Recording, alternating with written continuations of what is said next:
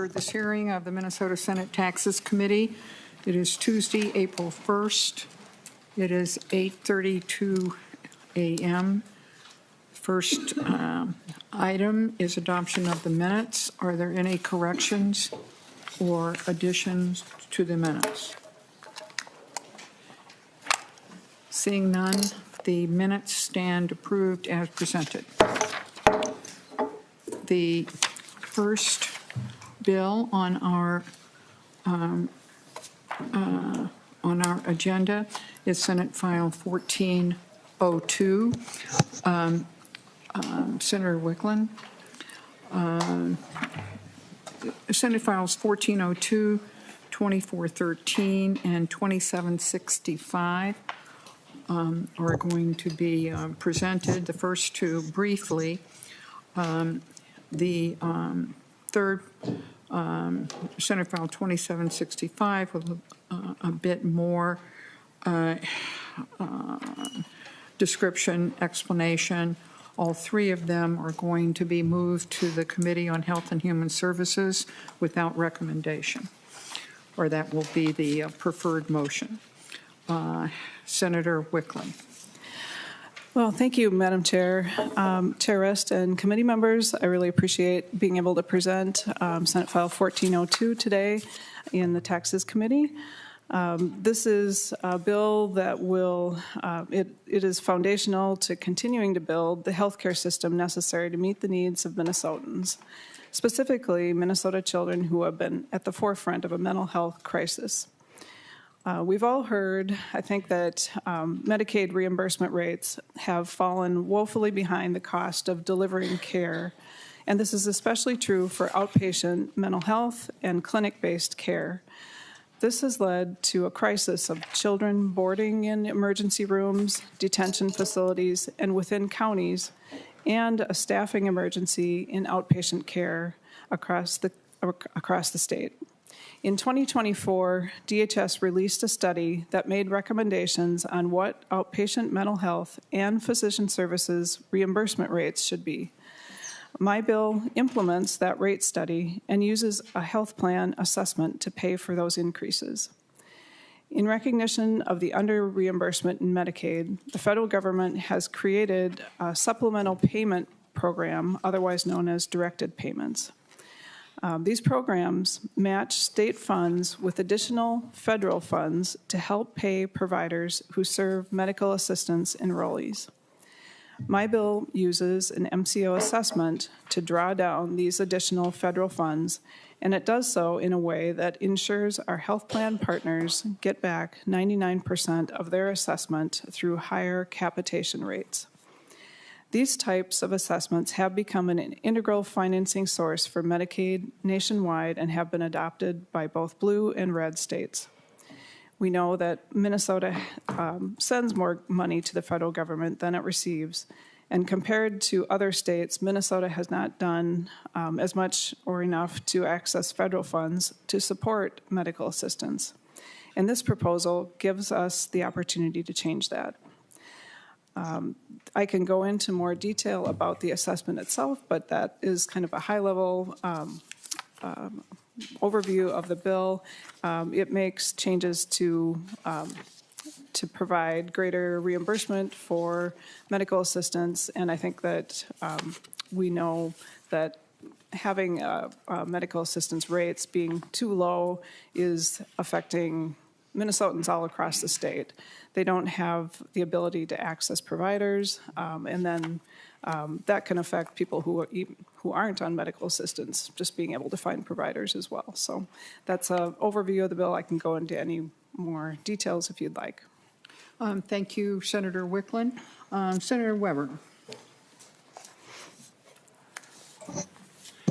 Thank you, Madam Chair. Just a couple of questions, Senator Wiklund. Are you explicitly intending to capture claims by TPAs, even if it's in an ERISA plan? Senator Wiklund? Madam Chair, Senator Weber, this assessment would be on MCOs, and I'm not sure if your question is related to the assessment part. I mean, we have limited ability to affect or to touch ERISA plans, so I'm not sure if I am answering your question well or not, but it's really not focused on ERISA plan. Okay. Senator Weber. Thank you, Madam Chair. Okay, so because as I understand, if it did affect it, there'd be some preemption problems with the federal government as it relates to that particular issue. Is that correct? That's my understanding. Yeah. Okay. Senator Weber. Thank you. So the purpose of this is to have additional money in order to get increased federal funding for purposes of this. Now, to get the increased federal funding, is that an automatic situation that occurs if we raise this money, or is there specific approval needed by the federal government for this to occur? Senator Wiklund. Madam Chair, Senator Weber, there is specific approval needed, and that is part of, we need to be able to present a plan to the federal government on how we would execute this, but we do need to submit it to CMS for implementation. Before we can implement it, we need to get approval. And one final question. So, and if we would not get federal approval, would this additional charge go away, or would it still remain in effect? Senator Wiklund. Madam Chair, Senator Weber, it would not go into effect. I mean, it is dependent on having the ability to draw down the additional funding. Okay. Thank you. Thank you. Senator Klein. Thank you, Chair and Senator Wiklund. Two quick questions. The first, all of us are wondering what will actually happen with medical assistance payments at the federal level, and there's uncertainty and speculation there. And I don't know that you have any more insight into that than we do, but do you anticipate that this plan will be safe from any changes at the federal level? And then I guess the second question would be that the two bills that we're starting with today, I believe, intend to accomplish about the same thing, draw down additional federal dollars, but through assessments on two different entities. Is there a reason that one would be more advantageous or better than the other? Thank you, Senator Wiklund. Senator Wiklund. Madam Chair, Senator Klein, your first question, I guess it's hard to tell what might be affected by changes that they make at the federal level. I mean, I think what we've seen listed out as possible changes to Medicaid includes, changing the federal reimbursement rates for the expansion population, for example. That's a different, mechanism. We've seen listed out that they might try to cut back on the availability of access to these directed payments. So, I mean, it's certainly on the list of things that could happen. So I don't know that we can say for sure, one way or the other, whether it's more likely or less likely, because we haven't seen further development of, the bills in Congress that might come forward. I think that our belief is that it's important for us to approach this opportunity as a way to try and help strengthen our program, and I think it is beneficial for us to move forward with approaching it that way, because clearly we don't have the ability to fund this, at the state level just through, appropriations from the general fund. So I think it is warranted that we approach it that way. And then your second question, now I'm drawing a blank, sorry. Just if there was an advantage to going with the Wiklund bill or the Mann bill for assessments. So. Well, they came about through different development processes. I think that the hospital, the second bill relates to hospital. It's different entities that are gaining, increased reimbursement rates in both bills. So it's not, the bills aren't duplicating.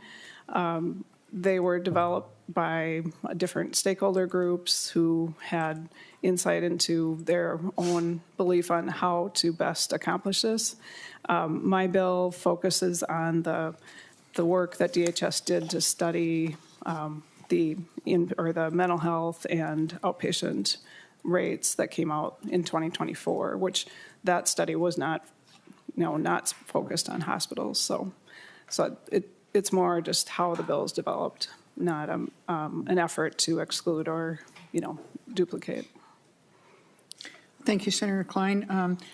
We have one person who signed up to testify, Mr. Andreessen.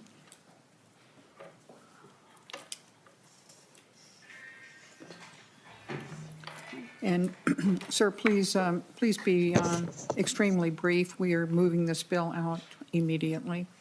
Please identify yourself for the record. Madam Chair, members of the committee, my name is Dan Andreessen with the Minnesota Council of Health Plans, representing Minnesota's nonprofit insurers, which includes Blue Cross Blue Shield of Minnesota, Health Partners, Medica, Sanford Health Plan, and UCare. The council does share concern over low Medicaid rates, but we do have concerns over the funding approach. Excuse me, would you bring the mic as close to you as possible? Yep. Thank you. We do share concerns over the low Medicaid rates, but we do have concerns as well as for the funding mechanism approach in Senate File 1402. This applies a tax on commercial insurance as well as MCOs. This market comprises the individual, and the tax would fall on the fully insured market, which comprises the individual market, which is for those folks who are buying insurance on their own, as well as a small group market, which is a market that has becoming more and more unstable because of increased costs. 95% of the lives covered in the fully insured market is through nonprofit health plans who maintain a 1 to 3% operating margin. Therefore, any new tax on our member plans would be passed along in increased premiums. In addition, although the goal of the tax is to raise funds and to increase Medicaid rates, this proposal is not contemplating lowering provider rates in commercial insurance to provide premium relief to those folks. We often hear because Medicaid rates are so low that providers must seek payments in the commercial space that is well above cost to offset that loss. So under this proposal, we would hope that by raising Medicaid rates, we're able to bring down commercial rates, lowering premiums for people in this market. However, there's not language in this bill to do so. And as written, so there would be an increased cost to people in the commercial market without seeing a reduction in their premiums. We do think that there are other options the state could use to draw down federal funds. Health plans and providers already pay numerous taxes which go into the general fund and healthcare access fund. For example, the existing provider tax brings in $800 million annually, and we think that this money could be used to draw down federal funds and would recommend looking at that mechanism first instead of creating a new tax. Thank you. Thank you. Senator Klein moves that Senate File 1402 be passed without recommendation and sent to the Committee on Health and Human Services. All in favor, please say aye. Aye. Opposed, say no. The motion prevails. Thank you very much, Senator Wiklund. Thank you, Madam We next Chair. have Senate File 2413, Senator Mann.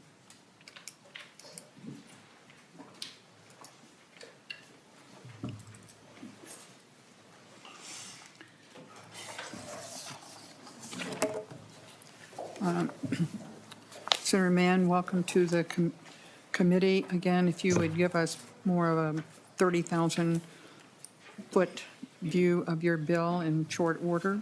We'll take whatever questions there are, and then it too will receive a motion to be referred to the Committee on Health and Human Services without recommendation. Senator Mann. Thank you, Madam Chair. Members, Senate File 2413 establishes a direct payment program to benefit the hospital community across the state of Minnesota. It does this by putting an assessment on Minnesota hospitals in order to draw down federal Medicaid dollars. The additional dollars will be critical in stabilizing MA funding for Minnesota hospitals. The hospitals never quite recovered from the pandemic, and services are closing all over the state, including maternity wards, pediatric wards, mental health wards, all in order to keep the front door of the hospital open. 40% of Minnesota hospitals and health systems had a negative operating margin last year. And we cannot sustain this, obviously. So a directed payment program, or DPP, is not new. It's a tried and tested way for states to leverage more federal money into Medicaid providers. And by implementing a DPP program as designed, Minnesota can capture an additional $1 billion in federal Medicaid funding to stabilize our systems. This will be just like 40 other states are doing. And the way that the bill is structured, the assessment is only on the hospitals, not on any other healthcare providers, and the assessment will not raise rates or prices to healthcare consumers or to the health plans.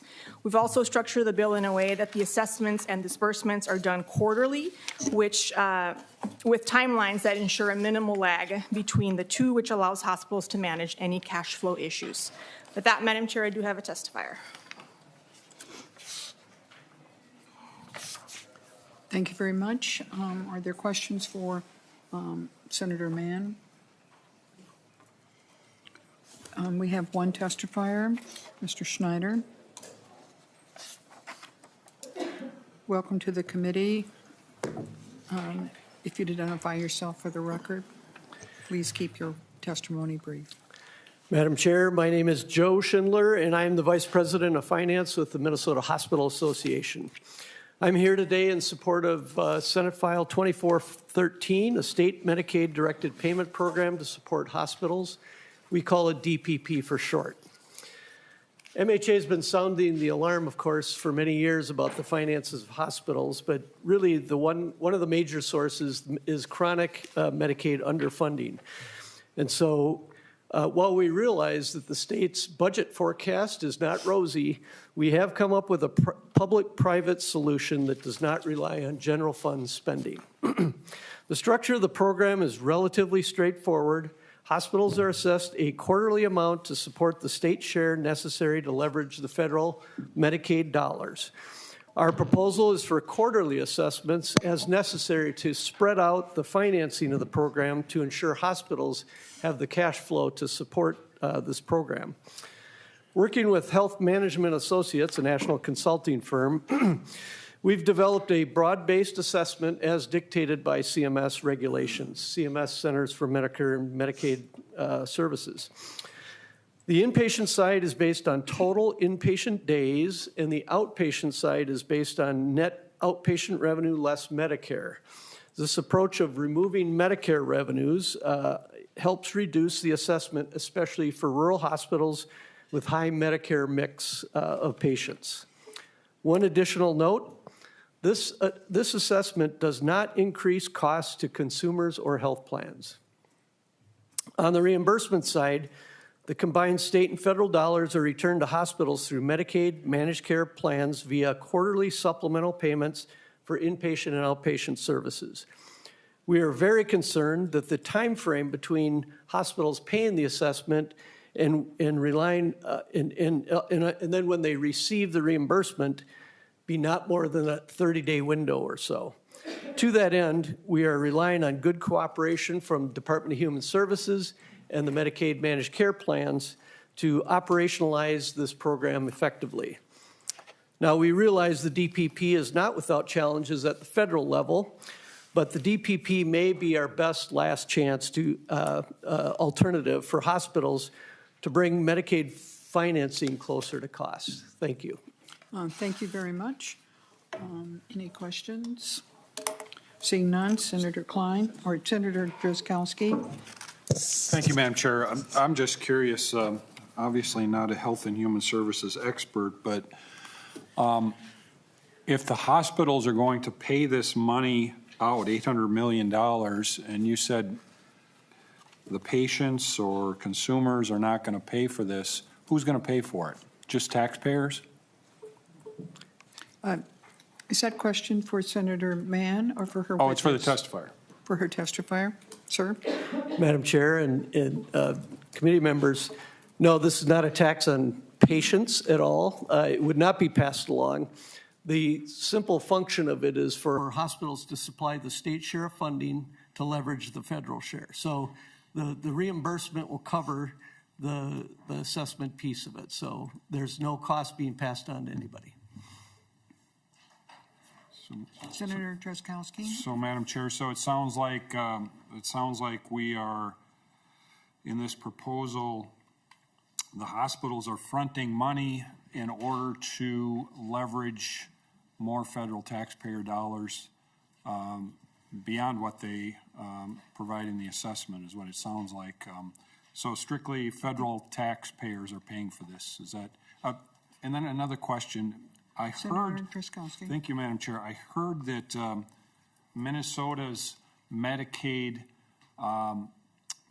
payment rates are, or the amount of Medicaid dollars that we spend on a per capita basis is twice the amount of the national average. Is that true? Sir? Madam Chair, I don't have that specific number. Maybe in some areas, we may be spending higher on Medicaid per patient, but certainly on the hospital side, we're on the low end. In fact, 40 other states have these programs in place, so I'm sure their reimbursements per capita on the hospital side are much higher. Thank you, Madam Chair. Thank you, sir. I just struggle. We become more and more dependent on government here, in this case, the federal government. We're going in a very, very bad direction. I understand where the hospitals are at. I understand better now the mechanism for this. I hope there's a better way. Thank you, Madam Chair. Thank you, Senator Driscollowski. Senator Klein moves that Senate File 2413 be passed without recommendation and referred to the Committee on Health and Human Services. All those in favor of that motion, please say aye. Aye. Opposed? The motion prevails. Members, I will note that Senator Miller is attending online and will be counted in the quorum. The next bill before us is Senate File 2765, Senator Hauschild. This bill, again, will be sent without recommendation to the Committee on Health and Human Services upon a positive vote. Senator Hauschild. Thank you, Madam Chair and members. Today I have for your consideration Senate File 2765, a bill that would exempt small rural ambulance services from the Minnesota healthcare provider tax. Madam Chair, you have heard me talk about EMS and the challenges that we face in Greater Minnesota in particular. I know that you're acutely familiar with those issues. This is just another example of a way that we could address some of the unique challenges facing our Greater Minnesota rural EMS providers. This bill proposes amendments to existing statutes to exempt small rural ambulance services, defined as those outside the 7-county metro area and cities of Duluth, Mankato, Moorhead, Rochester, and St. Cloud, with revenues of less than $10 million a year from the gross revenue provider tax. This bill also allows the Commissioner of Human Services to seek federal approval for a waiver for these rural ambulance services from the federal requirement that the provider tax be applied without a loss in eligibility for federal financial participation in medical assistance. This legislation will help reduce the financial burden on small ambulance services that provide care in rural areas, reducing some strain and allowing them to provide better care for more Minnesotans. And Madam Chair, as I get to my testifier, Randy Strohmeyer, I just want to say, oftentimes I'm sure many of you have heard from constituents directly who do the work on the ground. That's really important to all of us. And Randy came to me with this idea and really presented it to me. So I think it's a really cool way that our constituents sort of show solutions to the biggest challenges that we face. And I just appreciate his work both in saving people's lives, but also coming to the table with policy solutions on our big challenges. And with that, Madam Chair, Mr. Strohmeyer is here to testify. Senator Hauschild, I'm first going to draw people's attention to the Department of Revenue's preliminary estimate that would be effective the beginning of 2026. It's showing $500,000 reduction or taking from the healthcare access fund, but the bill will go to Health and Human Services. I think the question remains that if it were to pass, whose target will it affect? Okay, just to lay that on the line right up front. Are there questions for Senator Hauschild? Oh, and the answer to that is I don't know. Okay.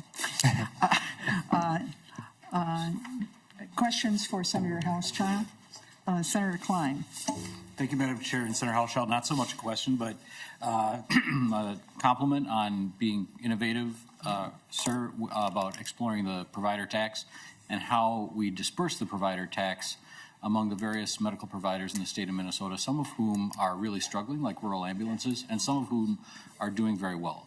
In approaching reinsurance this year, I've tried to re-examine the provider tax as well and see if we could shift some of the elements of healthcare delivery that have enormous profits, pharmaceutical manufacturers, pharmaceutical distributors, private health insurance plans, to those who need help.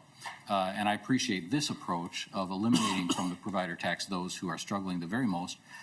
It would be worth considering whether you want to offset those losses to the Healthcare Access Fund by increasing the provider tax on some of the other entities that I suggested. Leave it out there for you. Thank you, Senator Klein. Mr. Strohmeyer, welcome to the committee. If you would identify yourself for the record, we welcome your testimony. Thank you, Madam Chair. Senator Klein, my name is Randy Strohmeyer. I'm the Executive Director of Lake County Ambulance Service. We are a small nonprofit ambulance service that services Lake County, Minnesota, also portions of St. Louis and Cook County up in northeast Minnesota. So we have a whole lot of trees. We don't have a whole lot of people. It takes us a long time to get there. Our resources are limited, you know, and right now you all are having to decide what to do with limited resources. And so this is an idea that came to me as kind of a low-hanging fruit per se. I understand this is moving opposite of what a lot of people are asking for. A lot of people are asking for money, looking for ways to find that money. This is an area that I thought, you know what, instead of us waiting for the money to come to us, we're giving out this small amount of money to the state to put into this fund. It would be a lot easier for us to just keep that money. We save a whole lot of time, money, and resources in calculating what that tax and that fee is going to be to give to the state to put into a bucket to then just turn around and find ways to give us that money back. So I thought this is a time savings up front with the numbers that were ran. Right now, volunteer ambulance services are exempt from this. This would increase that number by about 34 ambulance services. So there is a cost to the fund. The fund does lose money, but that money goes directly into our pockets without having to pay it out to anybody. We save it. In my mind, it works like an HSA account. It's pre-tax. We're not paying that money out just to get taxed on it to get it back. We basically keep it in our pockets. We can reinvest it for the life-saving care that we're providing, just like these other volunteer ambulance services are providing. We invest that in medications, equipment, our personnel. We're trying to be a good partner. We're trying to partner with the state, and we're just asking for a little bit of help so we can provide this service to our communities. Thank you, Mr. Strohmeyer. Are there other questions for him? Senator Hauschild moves that Senate File 2765 be passed to the, referred to the Committee on Health and Human Services without recommendation. All those in favor, please say aye. Aye. Opposed, say no. The motion prevails. Thank you very much, Senator Hauschild, Mr. Strohmeyer. The next bill, Senate File 1197, is also Senator Hauschild. It is a continuation. We bring it back up because we ran out of time. The other time that 1197 was in front of us, and we wanted to make sure that the committee had a complete discussion and presentation of the bill. And so, Senator Hauschild, I'm going to go back and ask you to kind of, in terms of describing it, if you'd go back to the beginning rather than just responding to any prior testimony or questions. But if you would present it with that understanding, when it is when we are finished, it will simply be laid over. Senator Hauschild. Madam Chair, just to be clear, you want me to sort of go back over the bill Yes, Okay. if you, Okay, yes, I great. think. Just wanted to make sure I People understood. need to be refreshed on it. Great. Well, thank you, Madam Chair and members. I know that you all have heard me talk about this issue a lot, and we did have the bill heard before you earlier. I appreciate the opportunity to bring it back up for further discussion. This is really about equity for our greater Minnesota schools, particularly those with a high seasonal recreation cabin tax base, like in northern Minnesota and central Minnesota. A decision made in the early 2000s moved those seasonal recreation property taxes from operating levies for the local school district where those properties are located to the general fund. And unfortunately, what that has done is made many of our school districts with a high proportion of seasonal recreation property unable to pass an operating levy because all of the costs would get passed to the remaining homeowners with a homestead in those school districts.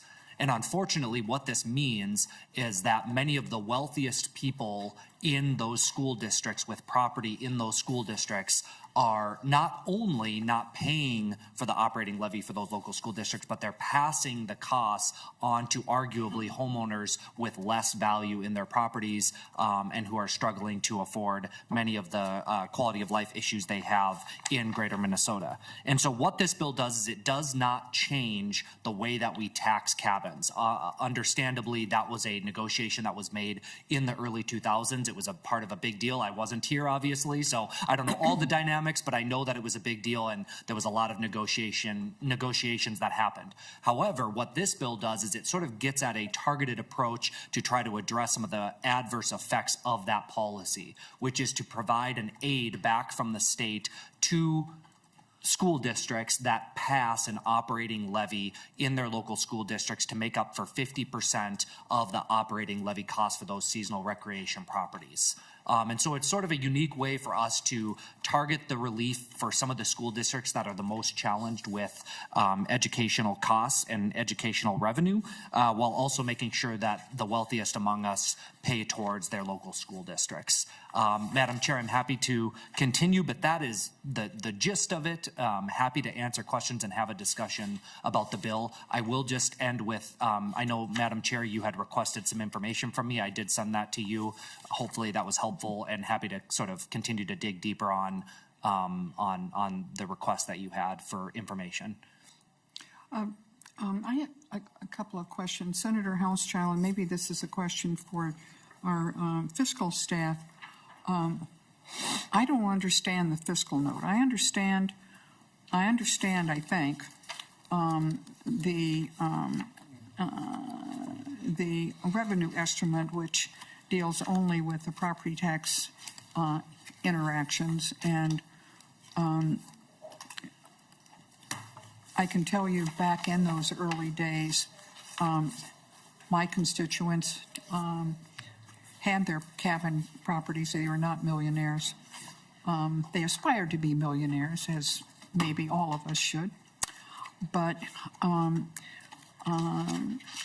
they didn't like the fact that on referenda that the people who actually lived in those school districts could vote to impose taxes on them. And they wanted a vote. And of course, that was unconstitutional, and that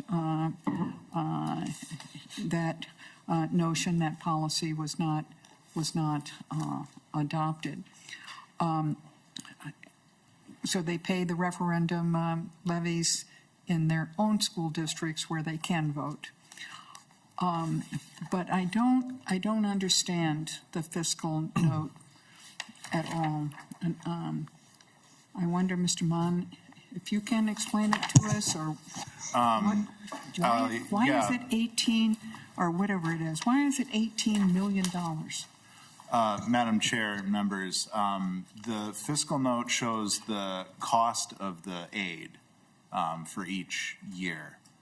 So the amount that would be distributed in aid equals the amount shown in the fiscal note, which I believe is about 8.2 beginning in fiscal year 27. It increases to $9.3 million in fiscal year 29. That's exclusive of the property tax refund interaction and the income tax deduction interaction shown in the revenue Okay. estimate. Senator Hauschild, Mr. Mann, that is helpful. So is that what this chart represents? Madam Chair, members, I believe that chart shows the amount of aid that would be received by each school district. So I had asked, and maybe you now have identified, I don't have this chart marked up like I did the other day when we heard this bill.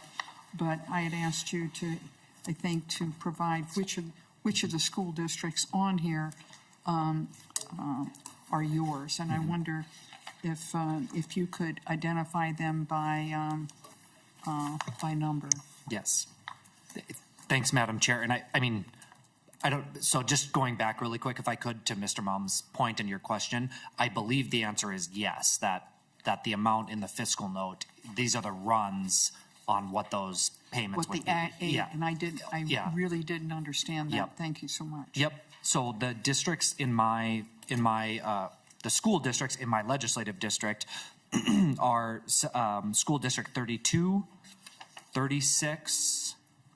I'm not sure how fast you want me to go, but It's okay. I'm okay. writing down. 166, which is Cook County, 317, which is Deer River, 318, which is Grand Rapids, 319, which is Nashwauk, Keewatin, 361, which is International Falls, 362, which is Little Fork, Big Falls, 363, which is South Cooch, 381, which is Lake Superior, 696, which is Ely, 700, which is Hermantown, 701, which is Hibbing, 704, which is Proctor, 707, which is Nett Lake, 709, which is Duluth, 2142, which is St. Louis County, 2711, which is Mesabi East.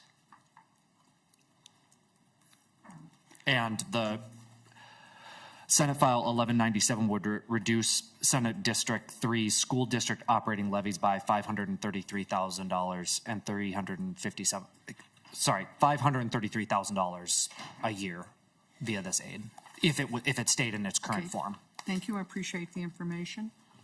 Are there other questions or comments for Senator Hauschild?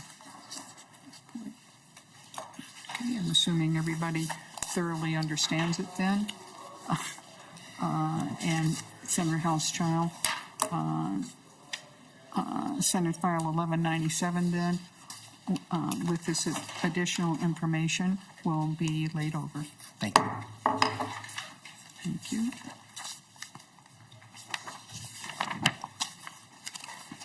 Next bill on our calendar is, our agenda is Senate File 2944.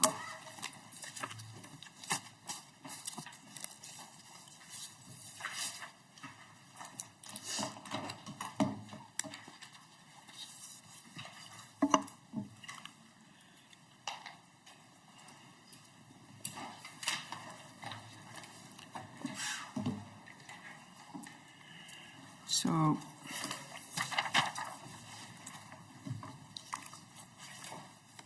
Senator Weber,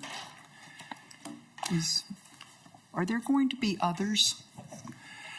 Madam Chair, I haven't been made aware of them. The two included in my amendment were just brought to our office late Thursday. And so. Okay. We have agreed by vote to include the $88,000 for Senator Gruenhagen's district, his city. I can't remember the name of it right now, but in the bill that we sent to 132 that we sent to the floor, the revenue estimates for the city of Alpha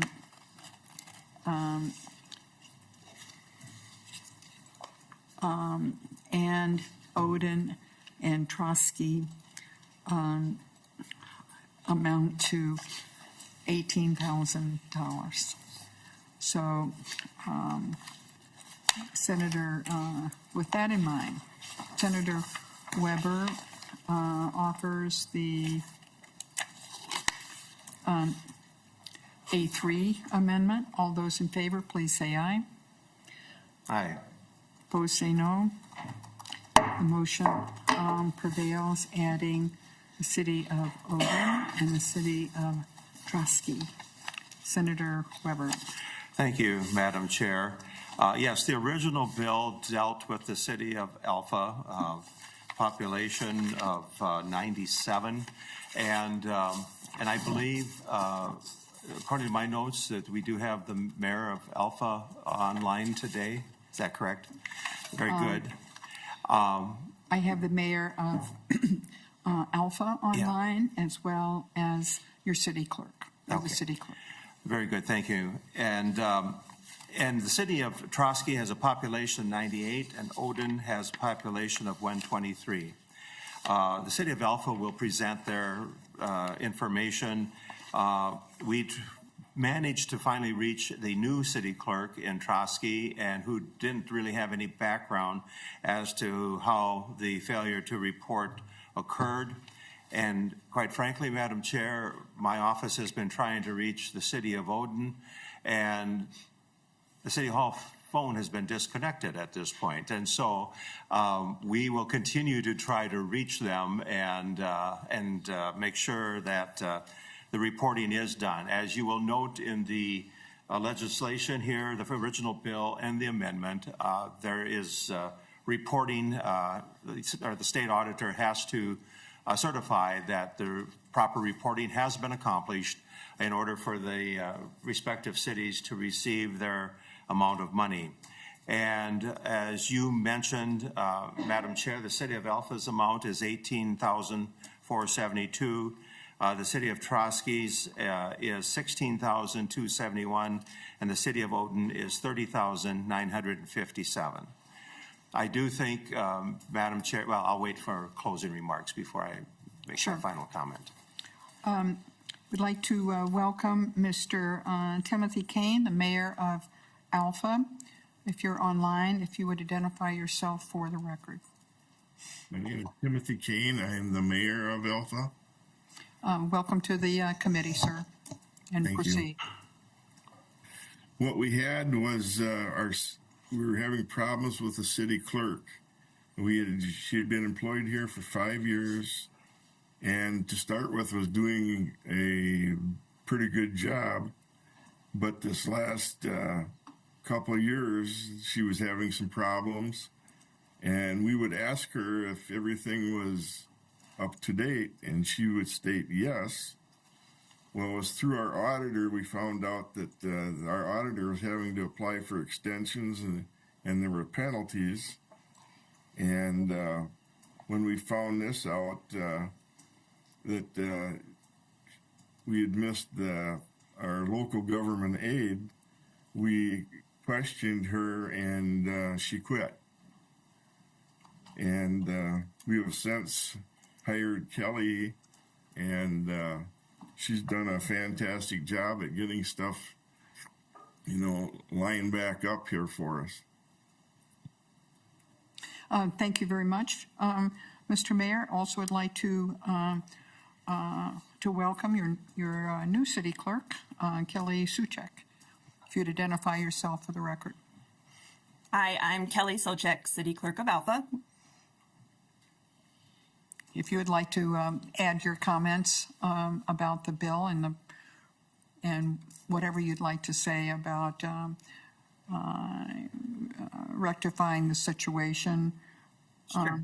So that you may receive this $18,000. Yes, thank you, Madam Chair. I started this position in September. As Tim said, things were kind of a mess when I got here. Checks were signed and never mailed. Thousands of dollars in late fees were applied And then our accountant and auditor had to reorganize everything before they could even actually begin the audit, which was causing the delays.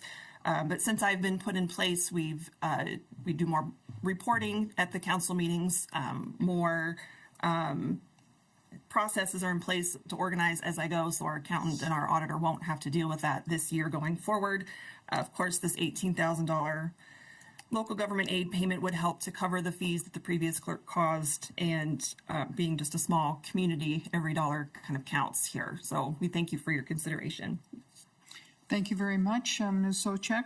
Are there other questions or comments for either the witnesses or for Senator Weber? Senator Weber, approximately, what was the city? Greenhagen. Stewart. Adding the penalty forgiveness, I guess is what it actually is, for these three cities that bring that cost to our target of $152,000, and I think we are going to be very sympathetic to that request, and really appreciate the work that the city officials in these small cities,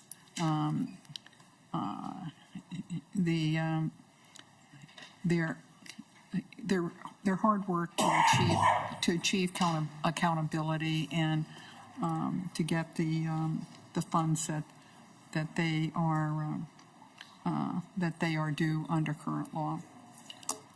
So with that, Senator Weber, would you like to make a final comment? Yes, thank you, Madam Chair. I would just comment, obviously, this is my 13th session. I've had bills like this before, and I think many senators have had.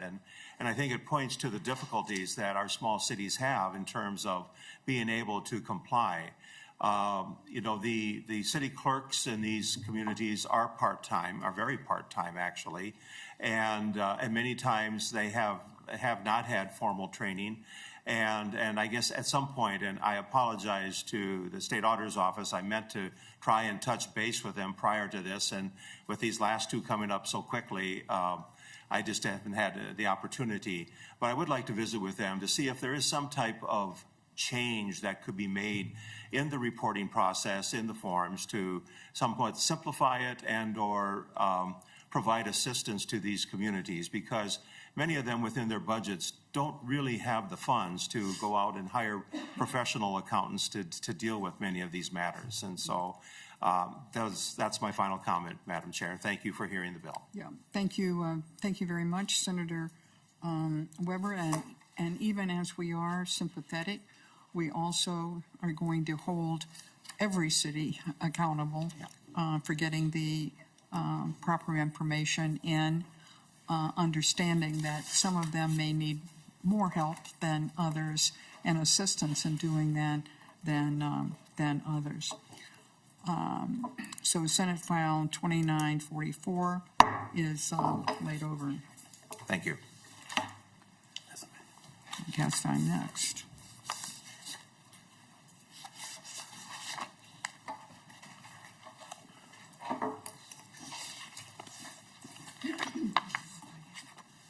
I'll just take these.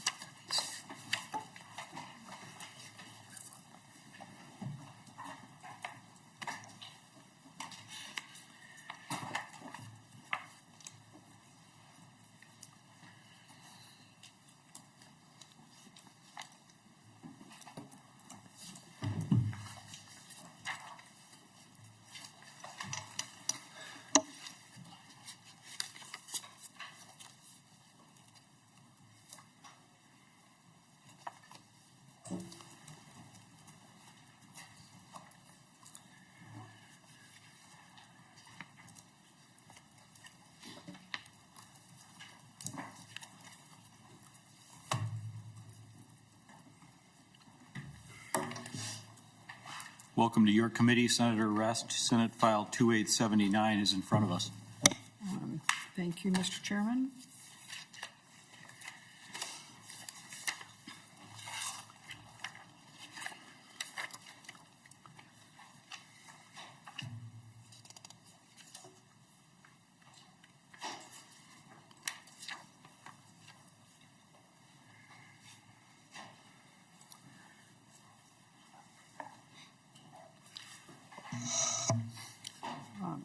Mr. Chairman, Senate File 2879 is a bill that provides an increase going forward to the what we call the angel investment credit, which is a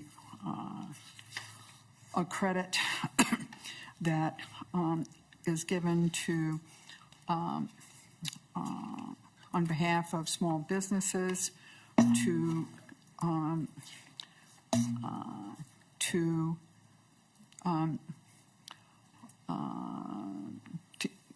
really invest in the going forward in the innovations that are provided often in the medical community, but it could be in anywhere else. It could be in other activities as well. This is not a new credit. We, in terms of the provisions of it, it is simply proposing to be carried on, and sometimes we have done this in the past, and sometimes we have not been able to. But we keep the policy on the books for the possibilities, and that is what is reflected then in the revenue estimate. And I don't particularly have anything more to add to it, but I think the testifiers are going to give us a much better sense of where we are now with the use of this credit and what they see the future of it being. So,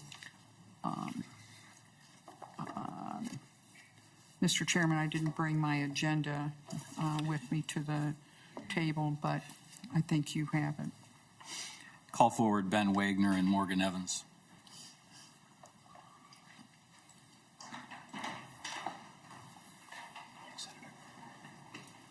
Welcome to the committee, Mr. Wagner. Please introduce yourself and proceed. Mr. Chair, members of this committee, good morning. My name is Ben Wagner. I'm here today with Medical Alley. For more than 40 years, Medical Alley has been a global network of more than 800 leading healthcare and technology organizations from all across the state of Minnesota.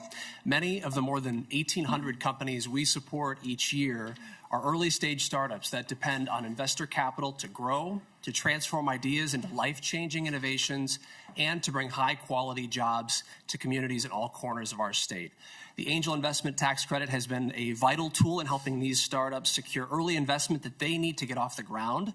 It provides an incentive for investors to take a chance on bold ideas that often come from first-time entrepreneurs, underrepresented founders, and from regions that are not just in the metro, but all across greater Minnesota as well. Since the program was created in 2010, companies benefiting from the Angel Tax Credit have created nearly 3,000 jobs and attracted more than $500 million in investment. We've already seen the long-term impact of this program. A company called 4C Medical Technologies was certified as a business in 2016. Just last month, closed a $175 million Series D funding round led by Boston Scientific, which is one of the largest state public or private raises in state history. There's another company, Miro Matrix, which took advantage of the Angel Tax Credit and later partnered with Mayo Clinic, went public in 2021, and is now advancing toward first-in-human clinical trials to potentially eliminate organ donor transplant wait lists. And finally, there's a company called Sezzle, founded in 2016. The then startup took advantage of the Angel Tax Credit. Today, it is listed on the NASDAQ and is the official jersey patch sponsor of the Minnesota Timberwolves. These companies, and many more like them, including the two representatives that we have here with us today, are proof that when we invest early, Minnesota grows. Without renewed support for this program, however, we risk losing talent, investment, and opportunities to other states that share our borders. the coasts, or even other countries which are investing heavily in programs just like this. Our entrepreneurs deserve the chance to succeed here at home, to continue strengthening our state's elite workforce and innovation in healthcare and life sciences. Funding this angel investment credit is one of the most effective, targeted ways that we can strengthen Minnesota's innovation economy and spark job creation for decades to come. I respectfully urge you to support Senate File 2879. Thank you. Thank you, Mr. Wagner. Could you please make room for Amy Garza to come to the table? Mr. Chairman, I just wanted to go back to the revenue estimate just to make sure people, members understand that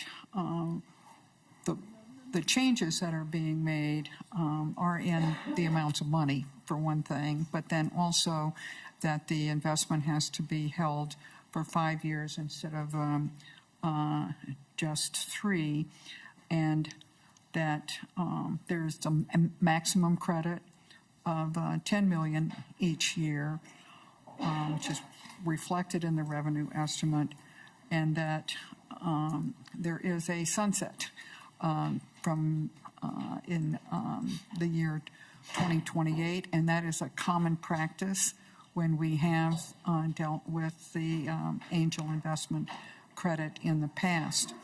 I think it's also important, before we get to our other testifiers, to remember that although on its face there may not seem to be that tension, but there is a tension between the R&D credit and the individual angel tax credit, and some critics would say that they operate at cross purposes to one another, and sometimes that kind of seemingly contradictory policy is one that we still embrace. So just with that comment. Thank you, Senator. Ms. Morgan Evans, please introduce yourself and proceed. Yeah. Thank you, Chairman and members of the Senate Committee. I'm Morgan Evans. I'm co-founder and CEO of Agitated Solutions, whose mission is to unlock the potential of diagnostic ultrasound. I'm also a serial entrepreneur, having co-founded 6 companies that include medical device and investment vehicles. I'm privileged to give you my perspective both as an entrepreneur as well as an investor that's taken advantage of the program. Throughout my own fundraising efforts, I've witnessed firsthand how the angel tax credit can play a pivotal role. First, it's been instrumental in converting hesitant individuals into supportive investors. And second, quite commonly, for me, it has motivated investors to contribute more capital to the company to account for the 25% incentive. As any entrepreneur understands, raising early stage capital is a significant challenge, especially in today's environment. So securing funding from a small group of investors enables us to focus on what truly matters, scaling and growing our companies. Since our first angel tax credit-backed investment in 2021, my company has hired additional employees and consultants, developed new products that have meaningful impact on patient lives, received federal non-dilutive funding, and even spun out a new company, a medical device incubator, which in and of itself has 3 emerging companies starting this year.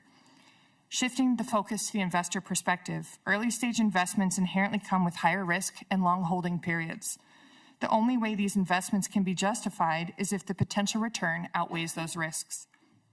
The angel tax credit provides investors with a tangible, immediate benefit through a meaningful return, enhancing the viability of these high-risk investments. Moreover, superior performance of this asset class encourages further investment, creating a positive flywheel effect that propels this ecosystem forward. Last, on a fun note, my very first angel investment took advantage of this program, and it was actually in our next speaker's company, Amy Garza. Thank you, Ms. Evans. Ms. Garza, please introduce yourself and go ahead. Hi, I'm Amy Garza. I'm the founder and CEO of Cora V Medical. Okay. Thank you, Chairman, and thank you, Chairman, and the Senate Committee. My name is Amy Garza. As I said, I'm the founder and CEO of Cora V Medical. I want to voice my strong support, and I love how you said it, the Minnesota Angel Investment Program, which is really the way to think about this. Cora V Medical is an early-stage medical device startup transforming the way blood pressure is monitored and managed. Like many early-stage companies, securing investment is one of our greatest challenges. The Angel Investment Credit Program has played a pivotal role in tipping the scales in our favor, helping us raise to date now just over $3 million in equity funding. This incentive has directed critical investments to the state of Minnesota, allowing us to grow and create jobs. Thanks to the program, we have now employed 8 Minnesotans, both full-time and contract positions. And while we've also reinvested several $100,000 in services provided by Minnesota companies. Our headquarters are based in Minnesota, and as we continue to grow, we are actively searching for office and lab space, further anchoring our company in the state of Minnesota. Beyond our company, this program positions Minnesota as a serious player in the national and global investment landscape. We compete with the coasts for capital, and programs like this give us a fighting chance to attract investment that might otherwise go to places like Silicon Valley or Boston.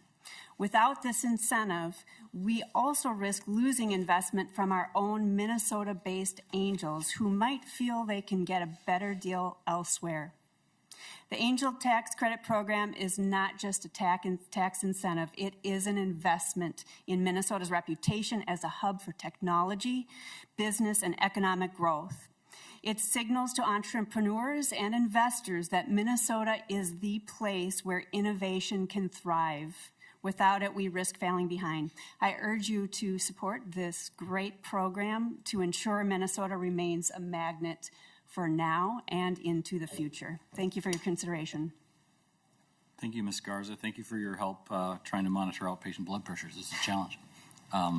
Members, questions or comments for the author or the testifiers? Senator Rest, closing comments. Mr. Chairman and members, I have supported this approach to investment in Minnesota companies from the very beginning, and I hope that we can show our continuation of support for this going forward. Members, Senate File 2879 is laid over. Senator Rest, 2880 is in front of the committee. Thank you very much. Senate File 2880 is the this year's public finance bill. It is a bill that is recommended to us by the Institute of Public Finance. It is, I think, reflects the work that the Institute has done in the previous year as it bring forth improvements or corrections or innovative thinking about public debt. So I'm going to go through the provisions, and then I believe there's a representative here from the Institute to answer questions or give additional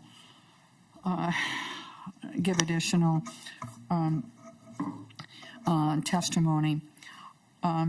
In section 1, 4, 6, and 9, there are changes to when notices must be published, and in some instances it was 14 days, others it was 30 days, and what the Institute is recommending at this juncture is to shorten that notice requirement in those 4 sections in county capital improvement bonding and housing bonds and healthcare nonprofit exempt facilities, and in the election requirement for city capital improvement bonds, all down to 10 days, from 14 days to 10 days. Section 2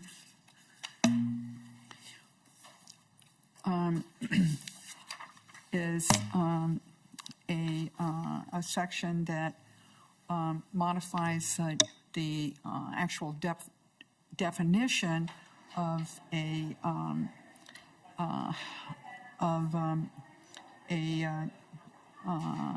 of bonds, general obligation bonds issued by counties.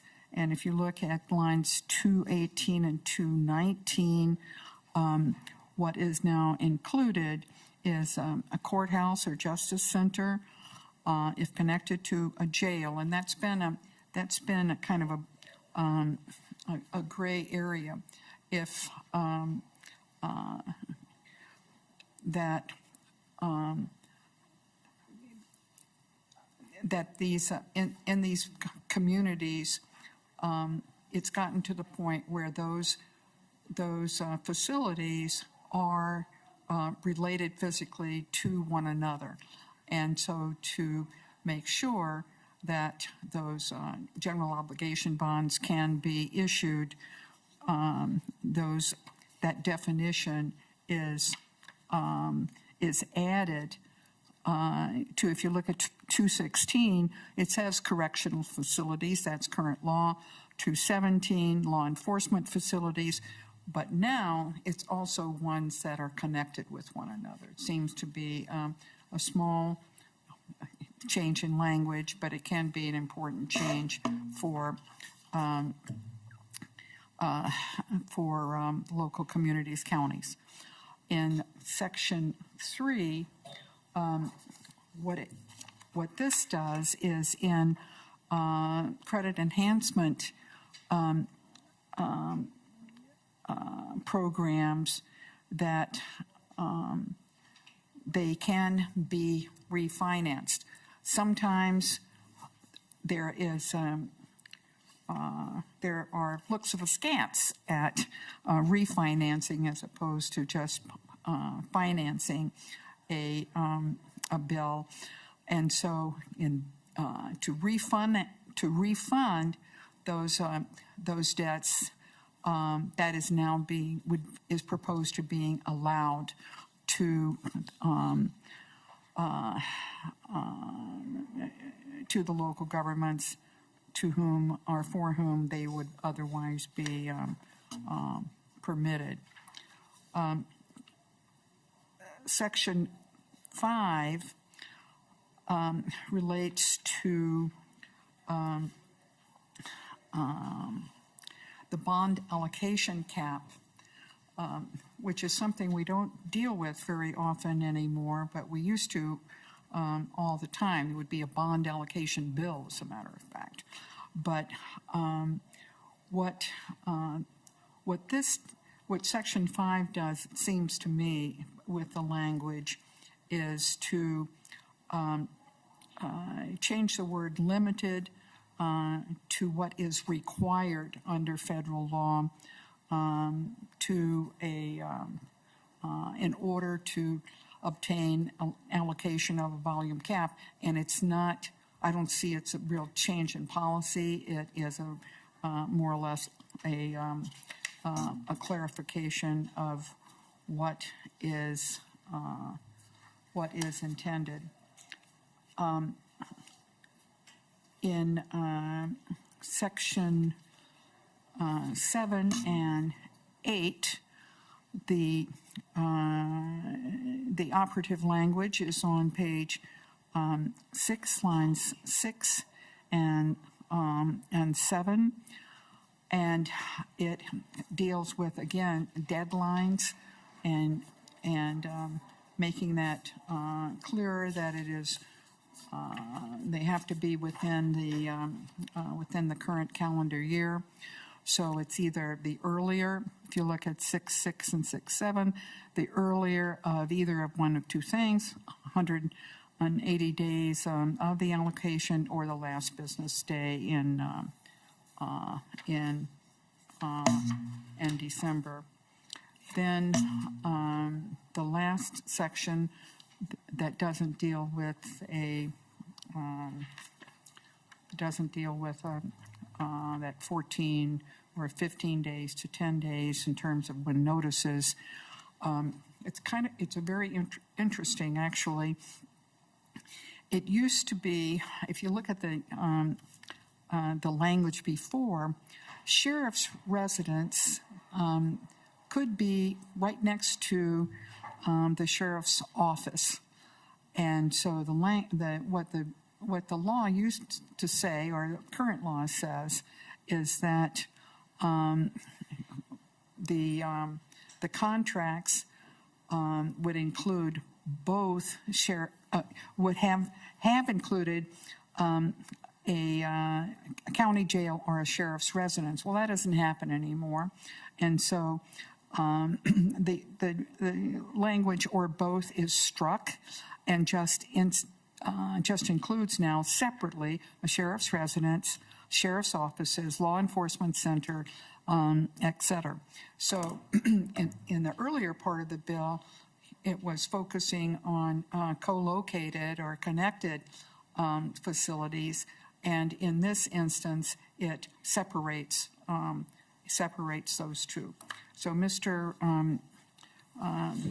Chairman, I think these proposed changes to our public finance bill are warranted, and I hope they will be accepted. We have made, we had some that were left over from the 2024 bill, and hoping to include those once again in the omnibus bill. I think they were also maybe in 132. They come up again in some support from the Department of Revenue as well in terms of clarification. But Mr. Chairman and members, that's the bill. Can Rhonda Scobie please come forward?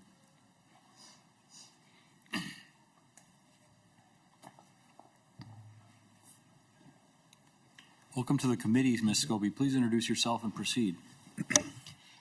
My name is Rhonda Scobie. I'm for the Minnesota Institute of Public Finance. I'm an attorney with Taft. Well, Senator Rest has outlined the bill and provided great background on this proposal. I'm happy to answer any questions or talk more specifically about any of the portions. Thank you, Ms. Scobie. Are there questions from members or comments? Any closing comments, Senator?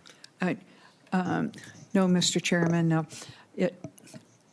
This should be, or like not really, but this really is a very important part of the law for the ways in which our local governments fund the projects, where they don't just come for a bonding request, or they don't come for just estate bonds in the capital investment bill, and or in a local sales tax. But these are some every year, some, in my mind, either modernization or streamlining of to aid local governments in the financing of their government buildings. So hope that we can include this in the omnibus bill. Thank you. Members, Senate File 2880 will be laid over. Senator Rest announcements. Yeah, Senator, thank you, Mr. Chairman. There is no committee tomorrow, and start time on Thursday is 9 a.m. Taxes Committee is adjourned.